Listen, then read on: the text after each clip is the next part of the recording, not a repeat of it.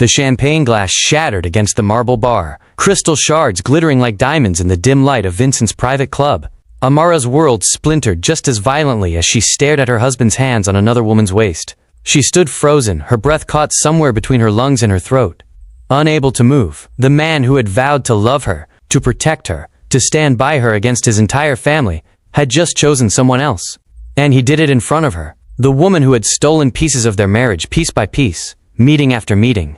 Gianna didn't even hesitate. Her hand reached up to cup Vincent's face, pulling him closer. Vincent's mouth crashed against hers, right there, right in front of his wife. The kiss was deep, passionate and deliberate. A final humiliation designed to shatter whatever fragments of dignity Amara had left.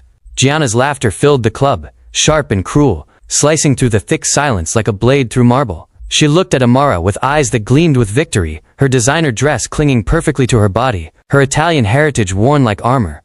Everything about her screamed confidence, superiority, and belonging. She had won, and she wanted Amara to know it. Amara's hand moved slowly to her chest, her fingers pressing against her heart, as if she could physically hold it together. But she didn't cry, not a single tear fell. Her eyes, once filled with love and hope, now held nothing but emptiness, a void so deep it swallowed everything around it. The betrayal was complete, the marriage dead, the love buried. She turned away, her heels clicking against marble, carrying her toward the door, even though her heart begged her to collapse right there on that club floor.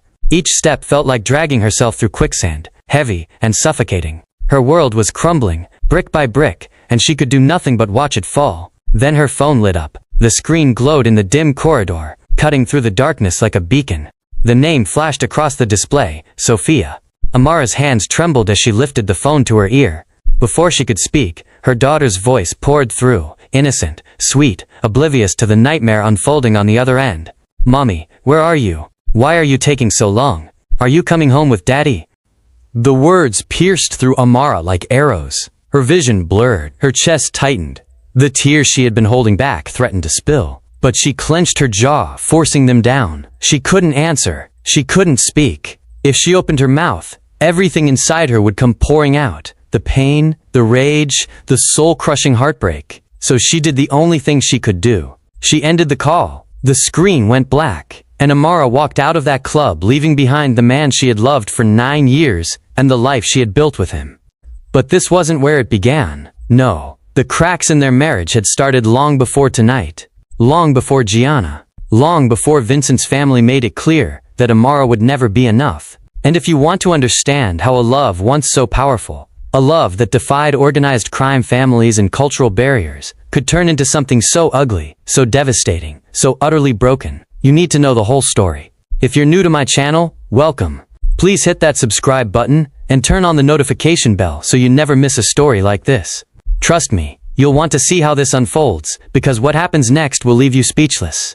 Now let's go back to where it all began. Amara sat alone in the dim glow of their Brooklyn brownstone living room. The silence pressed down on her like a weight she could no longer carry.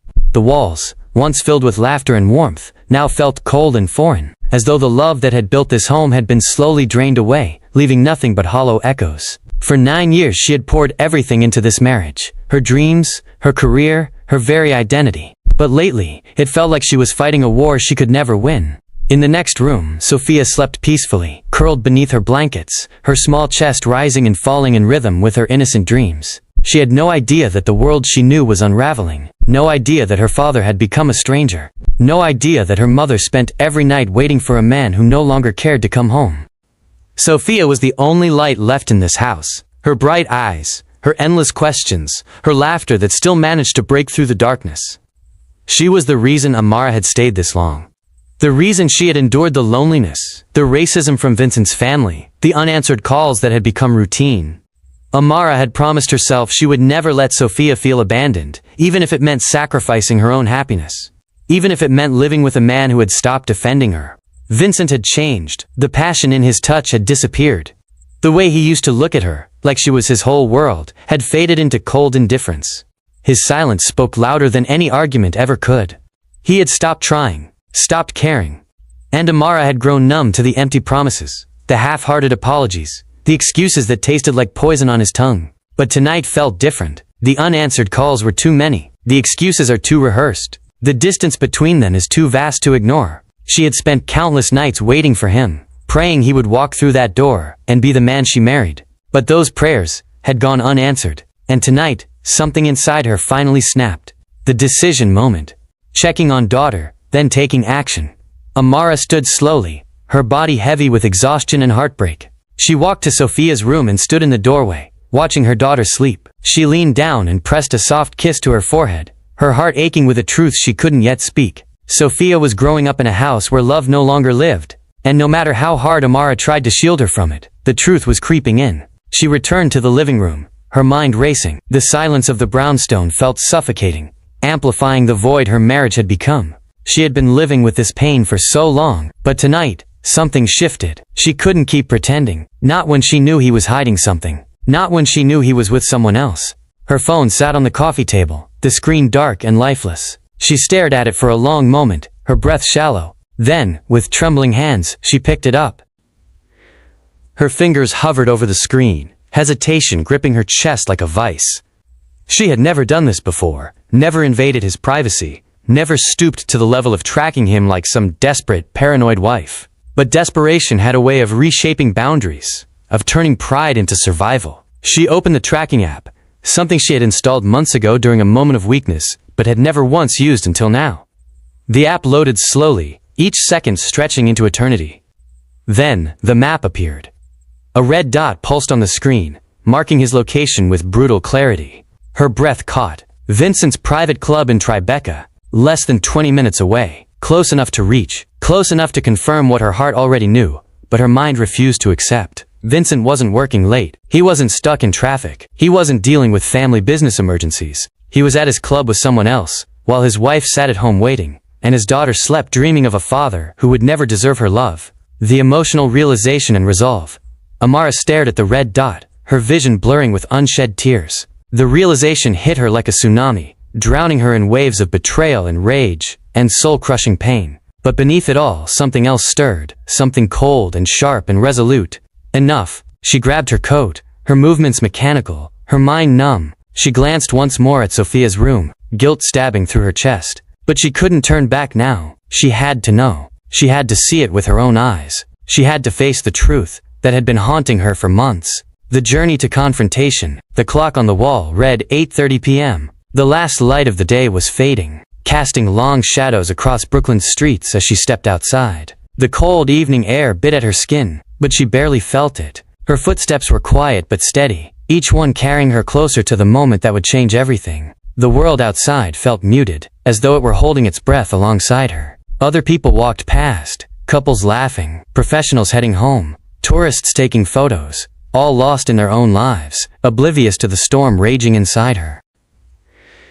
She wondered if any of them had ever felt this kind of pain.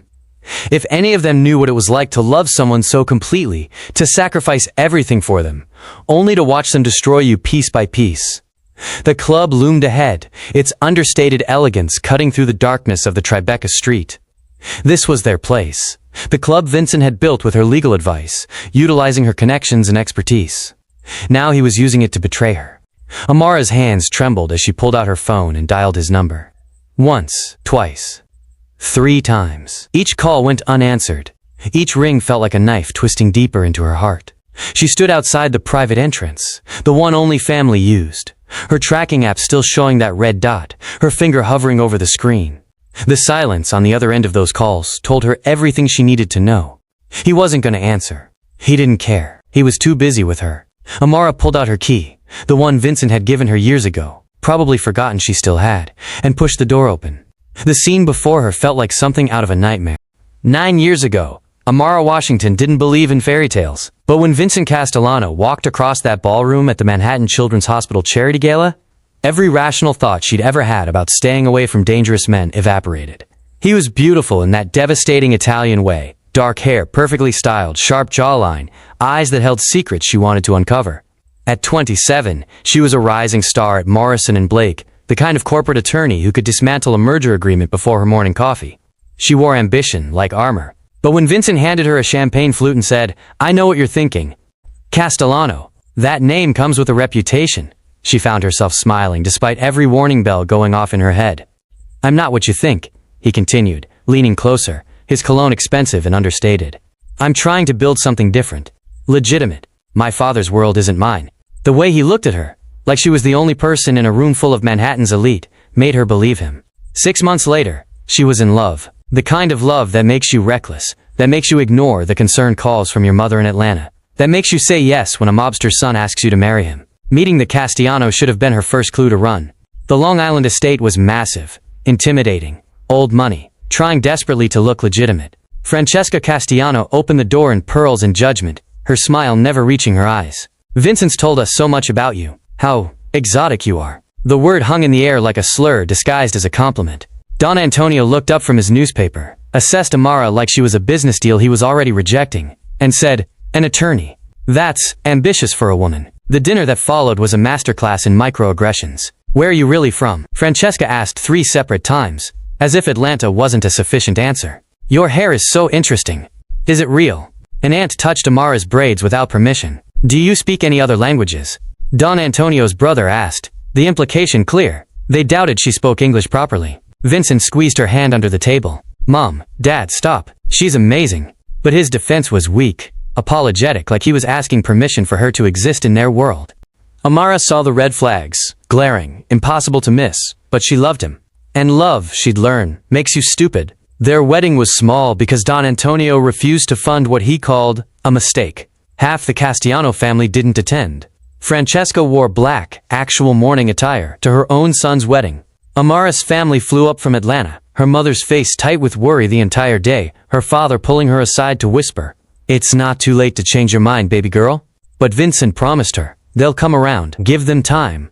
Time. That's what he always asked for. More time. 7 years ago, Sophia was born after a difficult pregnancy that left Amara bedridden for months. She'd hoped, prayed, that a grandchild would soften Francesca's heart.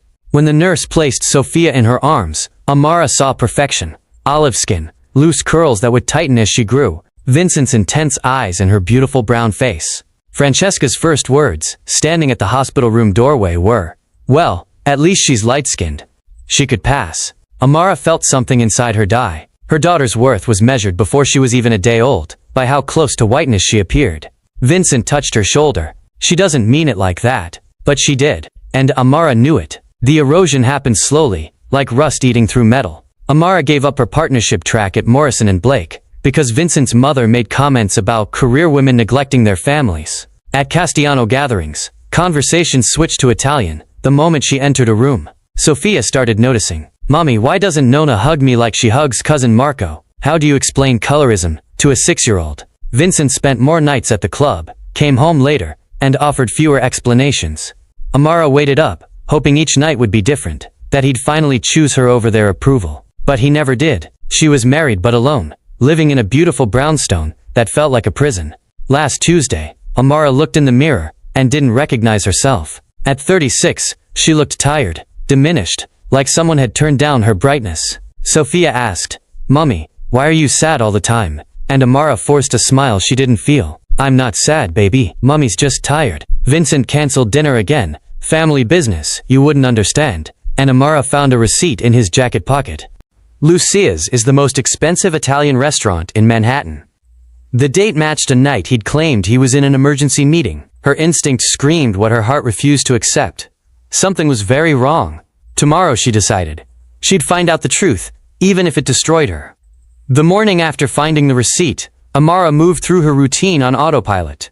She made Sophia's lunch, turkey sandwich, apple slices, the chocolate chip cookies her daughter loved, packed her backpack, braided her hair into 2 neat plates. At the private school drop-off, she kissed Sophia's forehead and watched her run toward her friends, backpack bouncing. Normal. Everything looked so devastatingly normal. But Amara's mind was screaming. Am I being paranoid? She wondered, gripping the steering wheel as parents chatted around her. Or am I finally seeing clearly? Francesca's words from last Sunday's dinner echoed.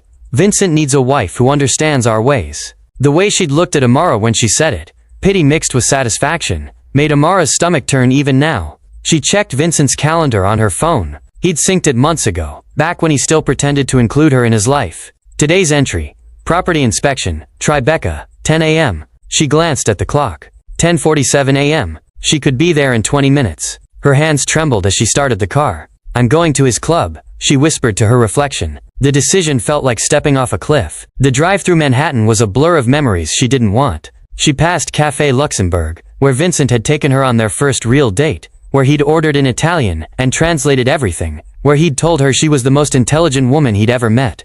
I should have seen it coming, she thought, merging into traffic. The late nights. The distance. The way he stopped looking at me like I mattered. His car was in the club's private lot, the black Mercedes he drove when he wanted to be discreet. Next to it sat a silver Maserati she didn't recognize. Her hands shook violently as she pulled out her key, the one he'd given her years ago when this place still felt like theirs. Inside, the club was silent. No associates conducting business, no staff preparing for evening service. Just marble floors and dark wood paneling, leather chairs, and the smell of expensive cigars. Her heels echoed too loudly as she walked toward his private office. The door was cracked open. She heard laughter, female, familiar in a way that made her skin crawl. And she heard Vincent's low voice, intimate, the tone he used to reserve for her. Amara's heart hammered as she pushed the door wider. Vincent sat in his leather chair, but he wasn't alone. Gianna DeMarco was in his lap, designer dress hiked up her thighs, his hands splayed across her waist, their foreheads pressed together like lovers who'd done this 1,000 times. Amara recognized the emerald necklace around Gianna's neck, Vincent's grandmother's necklace, the one he'd promised would go to Sofia someday. Time stopped. Her breath stopped. Everything stopped. What the hell is this? The words tore from Amara's throat, jagged and raw. They jolted apart. Gianna didn't look embarrassed or ashamed. She looked triumphant, her red lips curving into a smile as she slowly slid off Vincent's lap, smoothing her dress with deliberate leisure. Vincent stood, his face flushing, but his eyes held anger, not guilt. "Amara, what are you doing here?" "What am I doing here?" Amara's voice shook with rage. "This is our club. I'm your wife. The question is, what is she doing here?" Gianna laughed, the sound sharp as broken glass. "Oh honey, this was Vincent's club, long before it was yours. Some of us actually belong here." Amara stepped toward her, fists clenched. "You need to leave, now." "I don't think so." Gianna moved closer, confidence radiating from every pore. "See, Vincent and I go way back. High school sweethearts. The kind of history you'll never have with him. The kind of connection you'll never understand." Amara turned to Vincent, desperation bleeding through. "Tell her to leave. Tell her this is wrong. Tell her you're married." Vincent ran his hand through his hair, looking cornered, looking anywhere but at her face. "Amara, you need to calm down. Calm down." The words exploded from her. "I walk in on you with another woman, and you tell me to calm down." Gianna stepped between them, her voice dripping with poison. "Maybe if you were more compatible, he wouldn't need me." "Compatible?" Amara turned on her. "What the hell does that mean? Come on, Amara, you're smart." "You know what I mean." Gianna's smile widened. Vincent needs someone who gets it, someone from his world, someone his family actually wants. Amara's eyes found Vincent's, pleading, breaking. "Say something. Defend me. Defend our marriage." He looked away.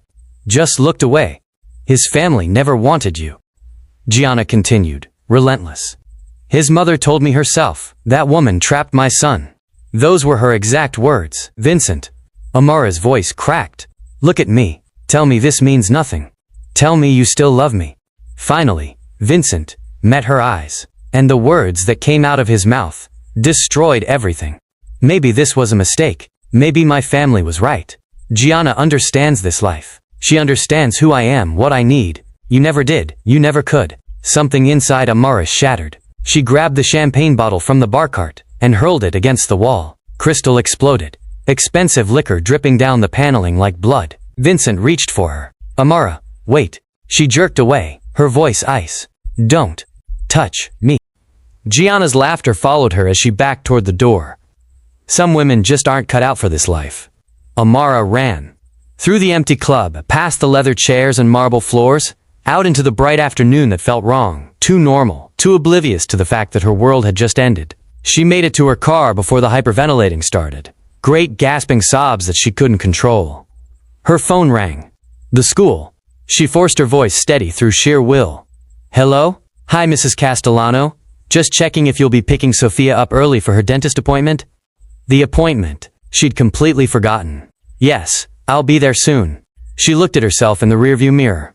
Eyes red and swollen, mascara smudged down her cheeks, lipstick gone, broken. But Sofia couldn't see her like this. Sophia needed her mother whole. Hold it together, Amara whispered to her reflection, wiping her face with shaking hands. For her. She started the car and drove toward her daughter, toward the only thing in her life that still made sense. Amara pulled into the school's circular driveway 20 minutes late, her face hastily repaired with concealer that didn't quite hide the puffiness around her eyes. Sophia ran to the car, backpack bouncing, her voice bright as she climbed into the back seat. Mrs. Chen, let me read to the class today.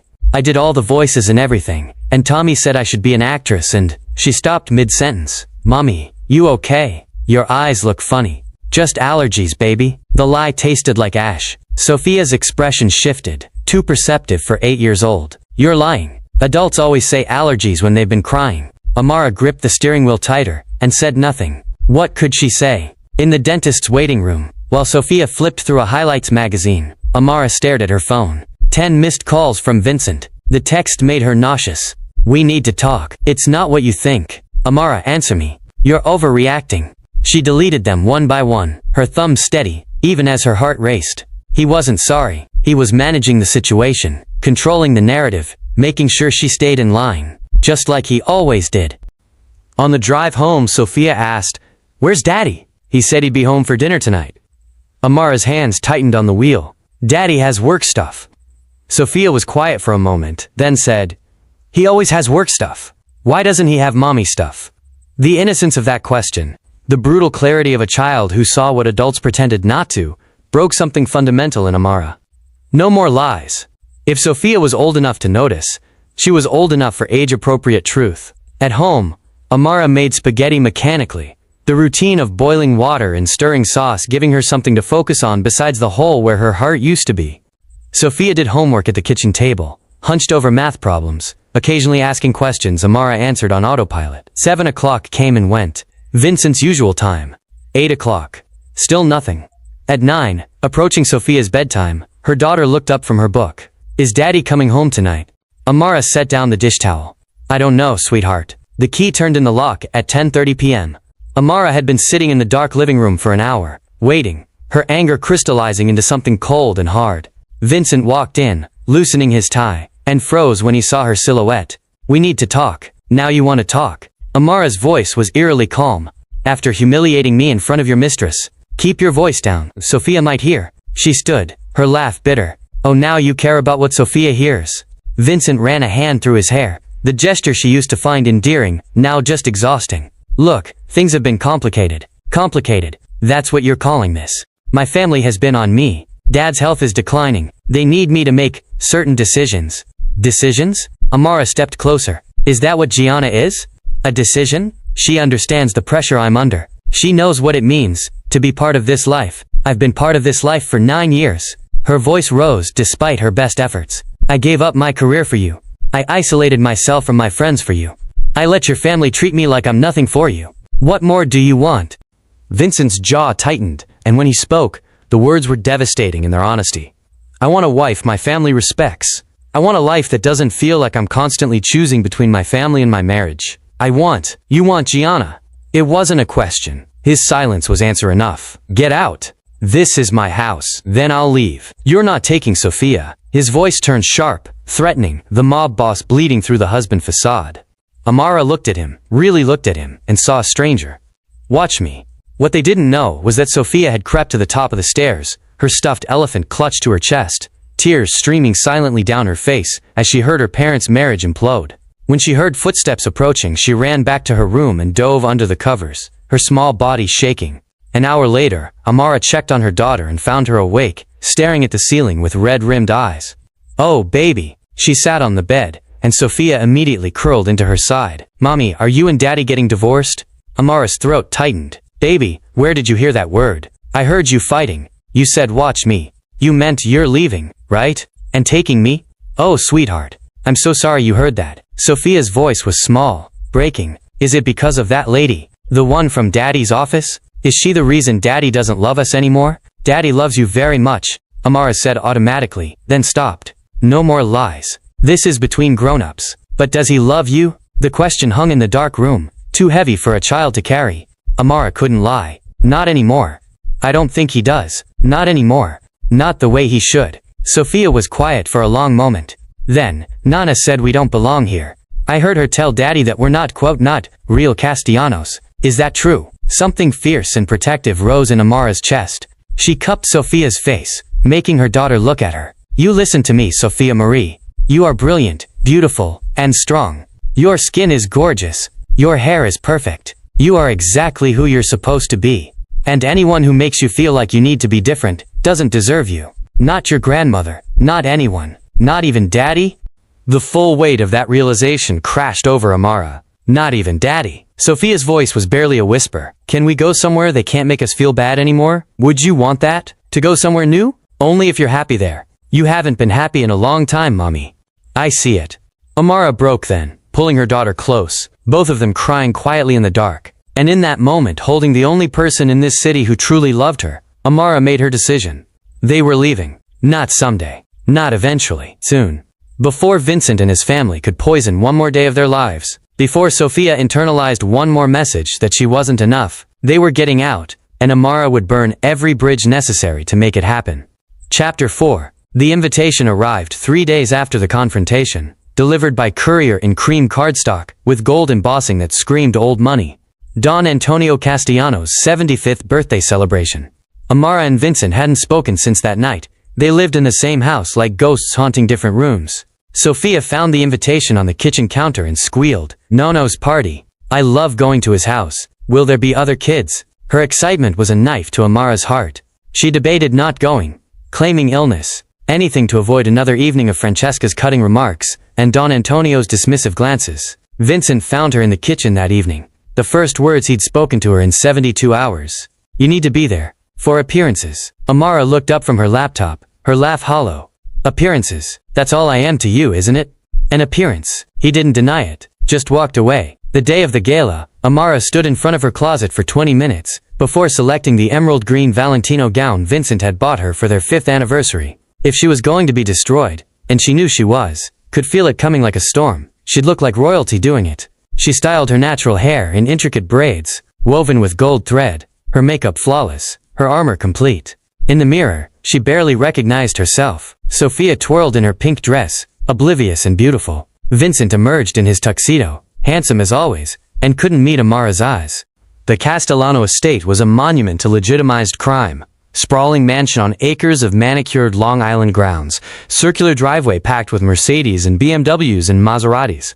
Amara walked in on Vincent's arm, the perfect picture of marital unity, and felt every eye in the room tracking them. The whispers started immediately. Everyone knew about Gianna. Francesca greeted them at the door, her smile glacial. "Amara, how nice of you to come." Don Antonio barely glanced at her, but kissed Sophia's forehead with genuine warmth. At least he loved his granddaughter, even if he'd never accepted her mother. The ballroom was spectacular. Crystal chandeliers, live orchestra playing Sinatra, champagne towers that probably cost more than most people's cars. Amara navigated through clusters of Italian-American wives who fell silent when she approached. Men discussing business who switched to Italian the moment Vincent joined them. Sophia ran off to find her cousins, leaving Amara alone in a room full of people, drink in hand, feeling like an exhibit at a museum. The Black Wife. Observe her natural habitat before extinction. Rosa Martinez appeared at her elbow, her face tight with worry. Rosa had married into the Genovese family, understood this world's brutal politics. She pulled Amara toward the terrace, away from listening ears. "Amara, you need to leave, now." Amara's stomach dropped. "What do you mean?" Rosa glanced over her shoulder. "I heard Francesca talking to the DeMarcos. Something's gonna happen tonight. Vincent's making an announcement about his future. With Gianna." The world tilted. He wouldn't. Not here. Not in front of everyone. His mother planned it. "She wants you publicly humiliated so you'll leave quietly." Rosa gripped her arm. "Please, just take Sophia and go." "I can't leave. Sophia's here. She loves her grandfather." "Then prepare yourself. It's going to be bad." The lights dimmed. Don Antonio's voice cut through the conversations, commanding instant silence. He stood at the center of the room, still formidable at 75. A man who'd built an empire through violence disguised as business. "Tonight I celebrate not just my 75 years, but the future of our family." Amara's hands went numb. She knew. God, she knew. "Vincent, Gianna, please join me." Vincent stood from his table, and Gianna DeMarco emerged from the crowd like a vision. Red Dior gown, diamonds at her throat, black hair swept into an elegant chignon. She looked like everything Amara could never be. Italian. Connected. Wanted. They walked at Don Antonio's side, and Amara felt 200 pairs of eyes shift to her face, watching for her reaction, vultures waiting for the kill. Don Antonio's voice boomed across the ballroom. For those who don't know, Gianna DiMarco comes from a respected family. She and my son have a history that goes back to their youth. And I'm proud to announce that Vincent has made a decision that honors our traditions. Francesca stepped forward, radiant, tears of joy streaming down her face. We're so thrilled to welcome Gianna into our family officially. The engagement will be announced next month. The room erupted in applause. Amara stood frozen, her champagne glass trembling in her hand. Don Antonio continued, and his next words stripped away any pretense. This is how it should have been. Family with family. Our people with our people. The racist subtext wasn't even subtle. Everyone understood. Vincent was correcting his mistake. Mommy? Sophia appeared at her side, tugging her dress, her voice small and confused. What's happening? Why is that lady standing with Daddy? Every head turned. The cruelty of this moment, a child publicly asking why her father was replacing her mother, seemed to satisfy something ugly in the crowd. The whispers grew louder. Gianna looked directly at Sophia, then at Amara, and smiled. Francesca moved toward them. Sophie dear, come here. Let your mother have some space. But why is Daddy holding her hand? Sophia's voice cracked, tears starting. Amara knelt down, her voice steady, despite the screaming in her head. Come on, baby. We're leaving. She took Sophia's hand and stood, meeting Vincent's eyes across the room. He looked stricken, like he was just now realizing what he'd done. Too late. Always too late. Amara walked toward the exit, every step feeling like miles, guests parting like she was contagious. Vincent called after her, Amara, wait, but she didn't turn around. Gianna's voice carried across the ballroom, loud enough for everyone to hear. Finally, Vincent can have the family he deserves. Laughter rippled through the crowd. Amara kept walking, head high, Sophia crying beside her, until they reached the valet. She buckled her daughter into the car with shaking hands, and only when they pulled away from the estate, away from the lights and the laughter and the ruins of her marriage, did she let herself break.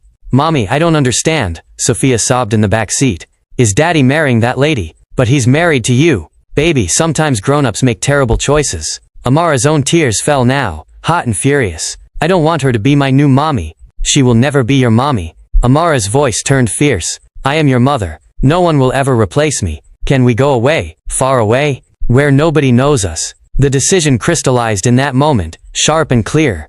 Yes, baby. Yes, we can. At home, Amara's phone buzzed.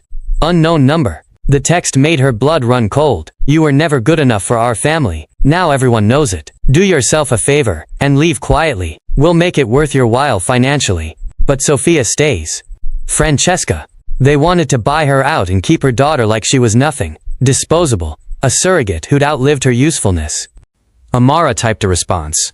You just made the biggest mistake of your life, then deleted it. No, they didn't deserve a warning. Instead, she scrolled through her contacts and pressed call. Marcus answered on the second ring. Marcus, it's Amara.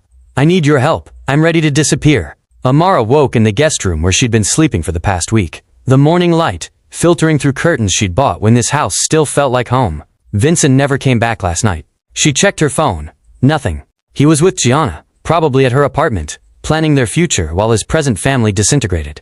She checked on Sophia and found her daughter sleeping fitfully, dried tears on her cheeks. Something hardened in Amara's chest, something cold and final. No more waiting, no more hoping he'd change. She picked up her phone and called Marcus Rodriguez. They met at a small coffee shop in Queens, far from Castellano territory. Marcus looked the same as he had at Georgetown, sharp-eyed, careful, the kind of man who noticed everything. He'd saved her once from a stalker during their second year of law school, and she'd returned the favor during his messy divorce, her legal advice keeping him from losing everything. They trusted each other with secrets. Amara, are you sure about this? Marcus stirred his coffee, his voice low. Disappearing from a guy like Vincent Castellano isn't like leaving a regular marriage. He's got resources, connections, people who can find you. I know exactly who he is. I've lived with it for 9 years. That's why I need your help. If you do this, you can't come back. You can't change your mind. You understand that? Amara pulled out her phone and showed him Francesca's text. Marcus read it, his jaw tightening with each word. They want to buy me out and keep my daughter. Like I'm a surrogate who's outlived her usefulness. Her voice cracked. They humiliated me in front of 200 people, Marcus. His mother planned it. His father announced his engagement to another woman while I stood there with our daughter. Marcus set down his coffee cup with deliberate care. Okay, We're doing this. Tell me what you need. The plan came together like a legal brief, methodical, airtight, accounting for every contingency. Phase 1. Documentation. Amara would file divorce papers immediately, creating a legal paper trail before she disappeared. She'd document everything: the emotional abuse, the public humiliation, Vincent's criminal connections, and leave copies with a trusted attorney. Insurance. If Vincent tried to use his power to take Sophia, everything would go to the FBI. Phase 2. Financial independence. Amara would liquidate assets slowly: jewelry, designer clothes Vincent had bought her, careful withdrawals from joint accounts. She had an offshore account she'd maintained secretly, money from before the marriage that Vincent didn't know about. Target amount: $250,000. Enough to start over. Phase 3. New identities. Marcus still had FBI contacts who could create clean documentation. Not fake IDs, but real documents, under new names. Amara would become Maya Henderson. Sophia would become Zoe Henderson. They'd have new social security numbers, birth certificates, driver's licenses. A complete reset. Phase 4. The decoy. Buy plane tickets to Atlanta, her hometown. Make it obvious. Forward mail there. Make calls to Atlanta job recruiters. Create a digital trail that screamed, "This is where I'm going." Then do the opposite. Actually drive west with Marcus to Arizona or New Mexico, somewhere warm, somewhere with good schools, somewhere they could blend into a large population and disappear. Timeline: 2 weeks. The engagement party was Saturday. They'd leave during it, while Vincent was distracted, while his attention was elsewhere. Perfect. Rosa connected Amara with a divorce attorney who specialized in high-conflict cases, a woman who'd handled mob wives before. With his criminal connections and your documentation, you'll get custody, but you need to file in New York before you leave. The papers were drafted in 48 hours, citing emotional abuse, infidelity, hostile family environment. They were served to Vincent at his club. Public, humiliating, fitting. His lawyer called Amara within the hour, Vincent's rage audible in the background. She didn't answer. Over the next 10 days, Amara systematically dismantled her material life. She took her jewelry to a discreet dealer in the Diamond District, the engagement ring Vincent had proposed with, the anniversary gifts, the designer watches. $75,000 in cash, deposited in the account Marcus had set up. She listed designer handbags and shoes online, private sales only, cash transactions. Another $30,000. She withdrew from joint accounts carefully. $5,000 here, $3,000 there, amounts small enough not to trigger Vincent's attention, but that added up. She transferred her separate property, money from before the marriage that was legally hers. Day 10, $268,000 secured. More than enough. Preparing Sophia was the hardest part. Amara sat her down one evening while Vincent was out, her daughter's homework spread across the kitchen table. "Sophie, how would you feel about an adventure? Just you and me?" Sophia looked up, hope and wariness mixing in her expression. "Like a vacation?" "Kind of. More like a new start. In a new place." Understanding dawned in Sophia's eyes. "Away from Daddy?" Amara's throat tightened. "Would that be okay with you?" Sophia thought about it carefully. Too carefully for an 8-year-old. "Will Nona be there? The aunts who don't talk to us?" "No, baby. Just us." "Will we be happy there?" Amara cupped her daughter's face. "I think we could be. Really happy. The kind of happy where nobody makes us feel bad for being exactly who we are." Sophia smiled then. Small but genuine. "Then yes. I want to go." Vincent's text came Thursday afternoon, the first communication in days. "Engagement party is Saturday. At the estate in the Hamptons. You don't need to attend." The cruelty of uninviting her to her husband's engagement party was almost impressive. Amara typed back, "I wouldn't dream of being there," and thought, "Perfect. You won't be looking for us." 3 days before departure, Amara withdrew Sophia from school, citing a family emergency and temporary relocation. She packed only essentials: clothes, documents, Sophia's stuffed elephant, photo albums. Everything else stayed to avoid suspicion. She reserved a hotel room in Pennsylvania under her new name, confirmed Marcus would pick them up at 7 p.m. Saturday during the party. 2 days before, she wrote a goodbye letter to her mother in Atlanta, to be mailed after they left. She wrote another letter to Vincent, the words coming easier than she expected. She visited places in New York that had meant something: the cafe where Vincent proposed, the hospital where Sophia was born, and said silent goodbyes to the city that never accepted her. Friday evening, the day before everything changed, Amara took Sophia for ice cream. One last normal thing. They stopped at Whole Foods in Brooklyn Heights, and Sophia gasped, "Mommy, that's Daddy's car." Amara's heart stopped. The black Mercedes, Vincent's distinctive license plate. "It's not the only car like that, sweetheart." But when they walked into the store, Sophia froze in the produce section and screamed, "Daddy!" Vincent stood by the organic vegetables with Gianna, who was pushing a shopping cart like she belonged there, like this was her life now. They were shopping for the engagement party, domestic and intimate, everything Amara used to have. Sophia ran to Vincent before Amara could stop her. "Daddy, what are you doing here?" Vincent looked caught, guilty for a split second before his face smoothed into fake cheer. "Sophie. Hey sweetie, we're just shopping."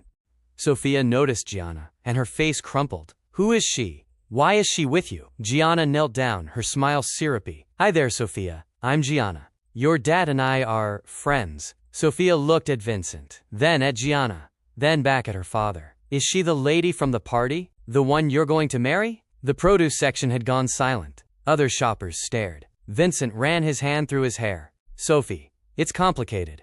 You are marrying her. Mommy said you were, but I didn't believe it." Sophia's voice broke, tears streaming. Amara appeared, and scooped Sophia into her arms, despite her daughter's weight.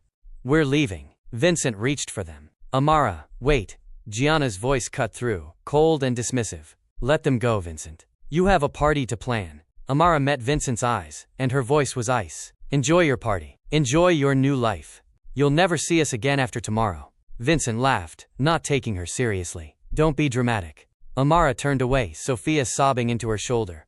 "You'll see." That night, Amara couldn't sleep. She checked and rechecked everything. Passports with new names, money, documents, clothes. She stood in Sophia's doorway and whispered, "Tomorrow, we'll be free, baby. Tomorrow everything changes." She walked through the brownstone one last time, memorizing rooms that had never quite felt like home. No regrets, only determination. By this time tomorrow they'd be gone. Saturday morning arrived with the weight of finality. Vincent woke in the guesthouse at his family's Hamptons estate, Gianna asleep beside him, her dark hair spread across the pillow. They'd been sleeping together openly for 2 weeks now, his mother ecstatic, his father approving. He checked his phone, nothing from Amara. He'd expected something. A fight, a plea, one last attempt to change his mind. The silence unsettled him more than he wanted to admit. Maybe she's finally accepting this, he thought, and ignored the hollow feeling in his chest. Outside, staff transformed the grounds into something from a fairy tale. White tents, string lights, champagne towers that cost more than most people's yearly salary. 200 guests expected. Everything perfect. Everything empty. In Brooklyn, Amara woke at 6 a.m., immediately alert, adrenaline singing through her veins. Today was the day.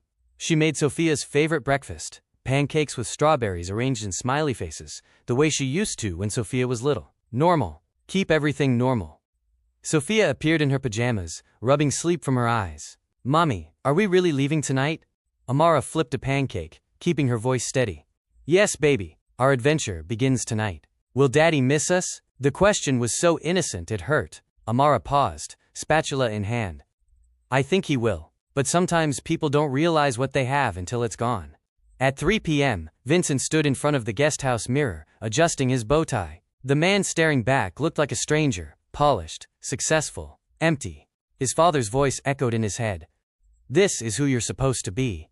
But why did it feel so wrong? Gianna emerged from the bathroom, stunning in a champagne-colored gown that probably cost as much as a car. "Vincent, stop looking so miserable. This is supposed to be our day." He forced a smile. "I know. I'm fine." She studied him, eyes narrowing. "You're thinking about her, aren't you?" "About Amara?" "No, liar. But it doesn't matter. After tonight, she'll be yesterday's news." By 5:45, guests were arriving. Senators, judges, business partners, the 5 families' representatives. His mother beamed, greeting everyone. "This is how it should be, Vincent." Finally, across the city, Amara walked through the brownstone one last time. Memories haunted every corner. Sophia's first steps in the living room, anniversary dinners that became silent endurance tests, the slow death of love. She took nothing but essentials. Her wedding dress stayed in the closet, symbolic. Her ring sat on the kitchen counter, catching afternoon light. At 4 p.m., she sat at the kitchen table and wrote the letter, her handwriting steady despite her shaking hands. "Vincent, by the time you read this, Sophia and I will be gone. Don't look for us. You won't find us. You made your choice at your father's party, in front of everyone who matters to you. You chose Gianna. You chose your family's approval. You chose tradition over love, status over partnership, their acceptance over our marriage. For 9 years, I tried to be enough. I gave up my career. I isolated myself from my support system. I endured your family's racism, their microaggressions, their constant message that I would never belong. I did all of that because I loved you, but you never stood up for me. Not once. Not when your mother made those comments about Sophia's skin. Not when your family excluded me from gatherings. Not when they openly wished you'd married someone else. I won't raise our daughter in an environment where she learns that her worth is determined by how light her skin is, or how straight her hair is. I won't teach her that love means accepting humiliation. You wanted the perfect Italian wife. You have her. I hope Gianna gives you everything you think you need. I hope your family finally accepts you now. But you'll never see your daughter grow up. You'll never know what kind of woman she becomes. Because I'm taking her somewhere she can be proud of who she is. This is goodbye, Vincent. Not revenge. Not anger. Just goodbye. You taught me a lot these 9 years. You taught me how to plan, how to be strategic, how to protect myself. I learned from the best. Don't look for us. Amara. She folded the letter and placed it on the counter beside her rings. Sophia appeared with her backpack. Mommy, can I take my dollhouse? Amara's throat tightened. It won't fit, baby, but we'll get you a new one. Sophia packed her stuffed elephant, her favorite books, one photo of her and Amara at Coney Island. Notably, she didn't pack any pictures of Vincent. At 6:45, Marcus texted, I'm 10 minutes out. Amara did a final sweep. Passports with new names. Check. Money secured in a hidden bag. Check. Documents. Check. Sophia ready. Check. Her heart raced but her hands were steady. At exactly 7 p.m., they left through the basement exit, avoiding the front security camera Vincent had installed years ago. They walked 3 blocks to where Marcus waited in an unmarked SUV, tinted windows, no identifying features. They climbed in without looking back. 7 p.m., at the Hamptons estate. The party was in full swing.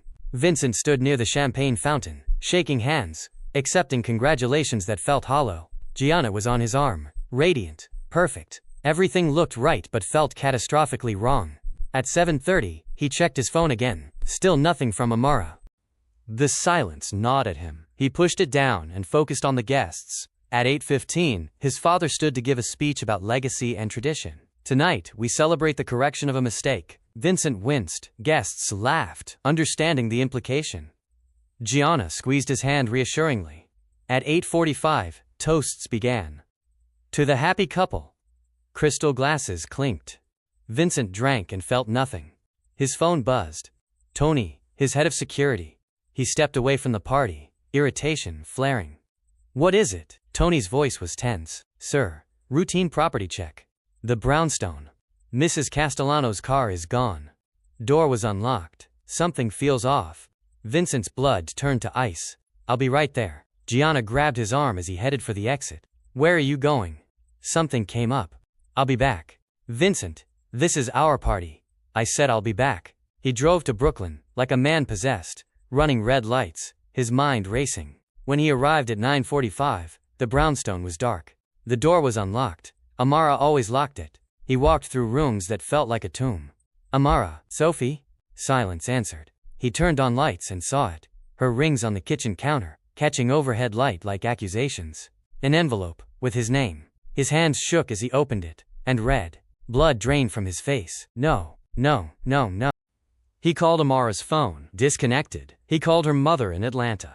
She's not here, Vincent. What did you do to my daughter? He called Rosa. She refused to answer. Every number led nowhere. At 10:15, he called his security team. Find them, now. Check airports, train stations, bus terminals. Boss, where would she go? Atlanta. Her family's in Atlanta. Start there. He checked her closet. Most clothes still there. She'd left them to avoid suspicion. But essentials were gone. Sophia's stuffed animal. Family photos. Important documents. She'd planned this. Days. Maybe weeks. At 11, he sat in the empty living room, reading her letter again. You taught me how to plan. I learned from the best. Don't look for us. She'd used his own tactics against him. At 11:30, his investigator called. Boss, we checked Atlanta flights. She bought tickets, but never boarded. What? It was a decoy. Digital trail leads to Atlanta, but she's not there. Vincent's world collapsed. Then where the hell is she? At 7 p.m., as Vincent greeted guests, Amara and Sophia climbed into Marcus's SUV. Sophia clutched her elephant. Mommy, where are we going? Somewhere beautiful, baby. Somewhere we can start fresh. Marcus glanced at Amara in the rearview mirror. You okay? I will be. At 7:45, They stopped at a New Jersey rest stop. Amara cut Sophia's hair shorter, less recognizable, easier to manage. Different clothes. They both became anonymous. At 8:30, crossing into Pennsylvania, Sophia asked, "Will Daddy try to find us?" Amara looked at Marcus, who shook his head slightly. "Probably, but he won't find us." Sophia processed this. Good. By 9, Sophia was asleep, her head in Amara's lap. Amara stroked her daughter's hair and watched New York lights disappear in the rearview mirror. Silent tears fell. "You did the right thing," Marcus said quietly. "Then why does it hurt so much?" "Because you actually loved him. He didn't deserve it, but you did." At 10, they crossed into Pennsylvania proper, hours from New York. No missed calls. Their phones were disconnected. No way for Vincent to trace them. Free. At 10:45, they checked into a small-town hotel using their new names, Maya and Zoe Henderson. Cash only. Amara tucked Sophia into bed. "Mommy, will we ever go back?" "No, sweetheart. This is our new beginning." "I'm scared." "Me too. But we're brave, aren't we?" "Yeah, we're brave." At 11:30, Amara stood alone in the bathroom, looking at her reflection. A different woman than this morning. Freer. Broken but healing. She texted Marcus, "Thank you for saving us." His response came immediately. "You saved yourself. I just drove." Monday morning arrived with cruel sunlight. Vincent hadn't slept in 2 days. His brownstone was full of investigators finding nothing. Every lead was empty. The Atlanta trail was a perfect decoy. No credit card activity. No phone pings. They'd vanished. In Arizona, Amara woke to sunshine, streaming through hotel windows. Sophia still slept peacefully. First morning of their new life. Scary but hopeful. Free. Sunday morning, Vincent stood in the wreckage of his engagement party, surrounded by confused guests demanding explanations. "Family emergency," he said, over and over, the words hollow. Gianna grabbed his arm, her nails digging in. "You left our party for her?" He shook her off, his voice raw. "My daughter is missing." He deployed his entire network, every contact, every favor, accumulated over years of careful relationship building. Airlines, hotels, car rentals. Every lead came up empty. Amara had vanished, like smoke. Monday, he sat in his mother's formal living room, the same room where they'd announced his engagement to Gianna. Francesca looked composed, almost pleased. "Why are you so upset? You wanted her gone." Vincent's head snapped up. "Not like this, not with Sophia. We'll find them, and we'll get Sophia back. That woman has no right." Something clicked in Vincent's brain, sudden and devastating. "She has every right. She's her mother. And we destroyed her." Tuesday brought the private investigator's report. The man sat across from Vincent in the club office, his expression professional but pitying. "Mr. Castellano, your wife is extremely intelligent. She created a perfect false trail. The Atlanta connection was designed to waste our time. She could be anywhere." Vincent leaned forward. "What about her friend Marcus? Marcus Rodriguez, former FBI. If he's helping her, she's untraceable." The words hit like a physical blow. Amara had been planning this for weeks, maybe months. She'd been 3 steps ahead the entire time, and he'd never even noticed. Wednesday, while going through old electronics, Vincent found home videos he'd forgotten existed. Amara laughing at something he said. Her whole face lit up. Sophia as a baby. Taking her first steps. Family dinners from years ago when they still talked, still touched, still loved each other. When did it all fall apart? He watched the videos on repeat and realized it was always falling apart. He just hadn't cared enough to notice. He broke down then, actually broke down, crying for the first time since he was a teenager. Week 2 began with Tony's urgent call. "Boss, we have a serious problem. Not about your wife." Vincent's stomach dropped. "What then?" "It's about Gianna." They met at a secure location, and Tony showed him everything. Bank records with irregularities, meeting logs, surveillance footage of Gianna entering the FBI field office in Manhattan. Vincent felt reality tilt. She's been meeting with federal agents. He showed up at Gianna's apartment that night, using the key she'd given him. She was packing, unsurprised to see him. "When did you figure it out?" she asked, lighting a cigarette with steady hands. Vincent's voice shook. "You're FBI?" "This whole time," she laughed, cruel and cold. "Not FBI. Informant." "There's a difference." "What the hell does that mean?"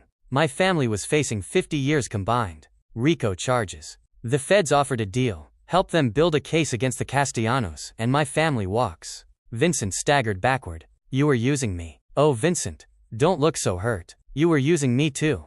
I was your perfect Italian wife. Your mother's dream. Your family's approval. We were both using each other." Her words were surgical. designed to cut deep. I thought you loved me. Love. She laughed again. Vincent, I never loved you. Not in high school, not now. You were always just a means to an end. And honestly, you made it so easy. You were so desperate for your family's approval. You didn't even question why I came back into your life so conveniently. The affair, the relationship, all of it was fake? Not all of it. The sex was decent. But emotionally, I felt nothing. She stubbed out her cigarette. I gave them everything. Bank records, shipping manifests, meeting locations, connections to judges and politicians. Everything they needed to build a RICO case against your entire family.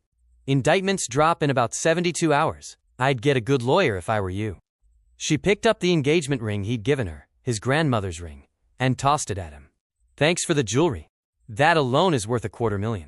But I already got my immunity deal, so you can have it back. Vincent stood there, broken, the ring heavy in his palm.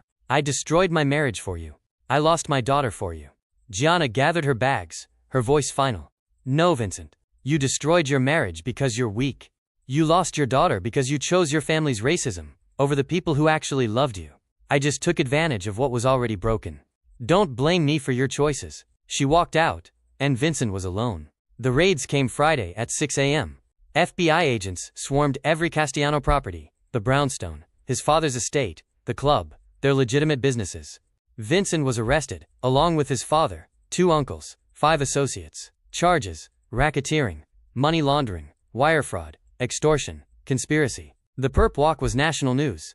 Vincent Castellano, alleged mob boss, arrested in sweeping federal operation. His mother watched on television and collapsed. His father, silent in handcuffs, looked ancient. In federal holding, Vincent's lawyer delivered the verdict. They have everything. Bank records, recordings, witness testimony. Gianna DeMarco handed them a gift-wrapped case. What am I looking at? 15 to 20 years. Maybe more if your father flips. Vincent's mind went to Sophia. My daughter. I need to find my daughter before. The lawyer cut him off. Mr. Castellano, you need to worry about not dying in prison. Your daughter is the least of your problems. Week 3 brought the call Vincent had been dreading. His father had suffered a massive stroke. The stress, the betrayal, the federal charges. His body couldn't take it. Vincent was allowed a supervised visit, handcuffed, flanked by federal marshals. Don Antonio lay in the hospital bed, tubes and wires everywhere, barely conscious. Vincent, his father rasped, each word an effort. I'm sorry, Papa, save your strength. I destroyed our family. I pushed you to that girl. She betrayed us, but we deserved it. Don't talk like that. Your wife, Amara, she was loyal. She loved you. We should have accepted her. I was wrong. The heart monitor's beeping grew irregular. Find your daughter. Tell her her grandfather was a fool. The flatline was the longest sound Vincent had ever heard. After the funeral, small, attended by few, most of the family facing their own legal troubles, Francesca called Vincent to the estate. She'd aged 20 years in 3 weeks, her face gaunt, her eyes hollow. I killed him. My pride, my prejudice. I killed your father. Vincent tried to protest, but she cut him off. No, I pushed you to that traitor. I pushed away that beautiful woman who loved you. I made comments about Sophia's skin, her hair. I made my granddaughter feel unwanted. I drove them away. She showed him a photo album he'd never seen. Amara had made it. Pictures of Sophia with the entire Castellano family. Birthdays, holidays, everyday moments. In every photo, Sophia was smiling. Amara had made sure of it, documenting her daughter's connection to a family that rejected them both. She wanted Sophia to know our family, to have memories of us. And what did we do? We told her she wasn't good enough. Francesca's voice broke. She was better than all of us. And we destroyed her. Week 4, Vincent found an old iPad he'd given Sophia 2 years ago. Going through it, he discovered a voice recording app. The date stamp, 2 months before Amara left. He pressed play. Sophia's voice. Mommy, why doesn't Daddy love us anymore? Amara, trying to stay strong. Baby, Daddy loves you very much. But he doesn't love you. I heard Nona say you're not a real Castellano. I heard her say we don't belong. Amara's voice breaking. Baby, I don't want to be a Castellano if it makes them mean to you. Can we just be Washingtons? Just us? Would you be okay with that? With it just being us? Yeah, I like us better anyway. You make me feel safe. Vincent listened, tears streaming down his face, as his daughter, his 8-year-old daughter, planned her own escape. If we left, would you be happy again? I think I could be. Yes. Then let's leave. Just us, Mommy and Zoe, against the world. Who's Zoe? That's my secret name. For when we leave, so nobody can find us. Even then, 2 months before, Sophia knew. She wanted to go. Vincent collapsed, the truth crushing him. His daughter chose to leave him. Not kidnapped, not stolen. She went willingly, because he made her mother miserable. Because his family made them both feel unwanted. 3 months later, Vincent sat under house arrest. Ankle monitor beeping. Trial looming. His family's empire was dismantled. His father dead. His mother broken with guilt. He was alone in the brownstone that had never felt emptier. An envelope arrived. Unmarked. No return address. Postmark deliberately smudged. Inside was a single photograph. Amara and Sophia on a beach somewhere warm. Sunshine. Palm trees. Turquoise water. Both in sundresses. Natural hair and braids. Sophia looked taller, older, growing up without him.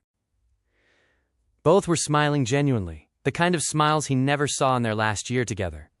On the back, Amara's handwriting. "We're okay, don't look for us." Vincent studied the photo for hours. They looked happy. Healthy. Free. Everything he took from them, they'd found without him. They didn't need him. They were better off without him. He'd lost everything. Amara, the only woman who loved him for who he was. Sophia, his daughter who would barely remember him. His freedom. Facing decades in prison. His father, dead from the stress. His family's empire, destroyed by the woman he chose over his wife. All for what? Gianna was a lie. His family's approval cost him everything. The correction of his mistake was the biggest mistake of all. The irony was devastating. He wanted a wife his family accepted. Gianna was an FBI informant. He wanted to honor tradition. His adherence to tradition destroyed his family. He wanted his father's approval. His father's dying words were regret. He wanted more than what he had. Now he had nothing. He thought Amara wasn't enough. She was more than enough to disappear completely. 6 months after the disappearance, in Phoenix, Arizona, Amara, now Maya Henderson, woke to sunshine streaming through her small apartment windows. She worked as a legal consultant for a non-profit, using her skills for good causes. Her hair was natural, styled how she wanted, no one to perform for. She was in therapy, processing trauma, healing, dating again, nothing serious, but open to possibility. Sophia, now Zoe Henderson, thrived at her new school, had friends of all backgrounds, wore her hair in natural styles that were celebrated, not criticized. She asked about her father sometimes, but less frequently. "Mommy, are you happy now?" "Yes, baby, I really am." Their Saturdays were pancake breakfasts and hiking in the Arizona desert. Amara's mother flew out regularly, sworn to secrecy. They were building a community that accepted them, living without fear, without judgment. Free. Vincent wrote a letter he would never send. "Amara, I don't know if you'll ever read this, but I need to write it anyway. I was wrong. About everything. You were never the problem. You were never not enough. You were always more than I deserved. Gianna betrayed me. She was an FBI informant. Everything was a lie. The irony is that you, the woman my family said we couldn't trust, were the only one who was truly loyal. My father died regretting how we treated you. I'm facing 20 years in prison. My daughter doesn't know me anymore. I saw the photo you sent. You both looked so happy. It hurt more than any prison sentence, but I was also glad. Glad you escaped. I'm sorry I wasn't the man you needed. I'm sorry I let them destroy us. I learned that love is about protection and respect, not possession or tradition. But I learned too late. Be happy, Amara. That's all I want now. Just be happy, Vincent." He folded the letter and put it in a drawer. Some apologies come too late. The final scene split between two worlds. Vincent alone in his brownstone, ankle monitor beeping, staring at the beach photo, tears falling. Amara and Sophia in their Phoenix apartment, cooking dinner together, laughing, making plans for a Grand Canyon trip, sunshine and hope filling every corner. Sometimes the strongest thing you can do is walk away. Sometimes protection means disappearance. Sometimes love means letting go. Vincent learned these lessons too late. But Amara learned them just in time. She learned you can't earn acceptance from people determined to reject you. She learned that staying in toxicity isn't strength, it's surrender. She learned that the greatest gift you can give your child is showing them they deserve better. Vincent chose tradition, approval, and fear. Amara chose freedom, dignity, and hope. In the end, one of them lost everything. And one of them gained a life worth living. The end.